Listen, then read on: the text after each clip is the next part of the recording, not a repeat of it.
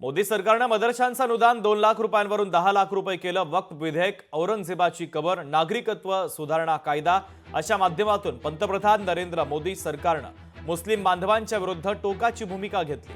दुसरीकडे रामनवमीच्या निमित्ताने लाखो मुस्लिमांच्या घरी सौगात मोदी पोहोचवली। आता मदरशांनाही सौगात देऊन आपण मुस्लिम विरोधी नाही हे दाखवण्याचा प्रयत्न केल्याचं बोललं जात आहे। अल्पसंख्याक विभागाच्या मार्फत झाकीर हुसेन मदरसा आधुनिकीकरण योजना हाती घेण्यात आली। त्या अंतर्गत वक्फ बोर्डामध्ये नोंदणी असलेल्या राज्यातील 500 पेक्षा अधिक मदरसे आणि अल्पसंख्याकांच्या शाळांना हे अनुदान देण्यात येत आहे। तर मदरशांना 2 लाखांचा निधी आता 10 लाख करण्यात आला। वक्फ बोर्डामध्ये नोंदणी असलेल्या मदरशांनाच अनुदान दिलं जाणार आहे। तर यावरून आता आरोप प्रत्यारोपांच्या फैरी देखील सुरू झालेल्या आहेत।